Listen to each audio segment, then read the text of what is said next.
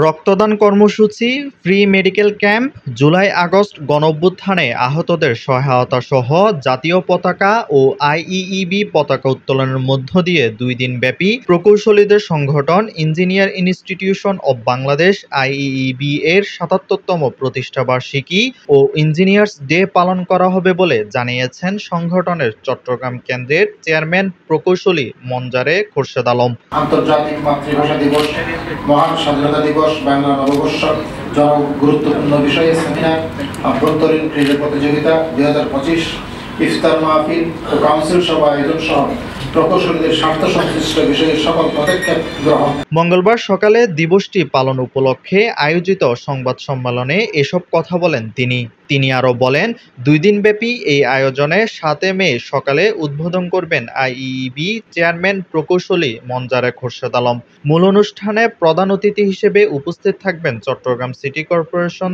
Mayor doctor Shahadat Hossain.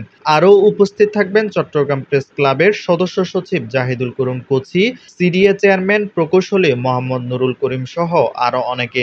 এ সময় সংবাদ সম্মেলন থেকে ইঞ্জিনিয়ারদের স্বার্থ ও সুরক্ষায় 7টি দাবি তুলে ধরেন আইইবি চট্টগ্রাম কেন্দ্রের চেয়ারম্যান। সংবাদ সম্মেলনে আইইবি চট্টগ্রাম কেন্দ্রের নির্বাহী কর্মকর্তা, কেন্দ্রীয় কাউন্সিল সদস্য এবং ইআরসির নেতৃবৃন্দরা উপস্থিত ছিলেন।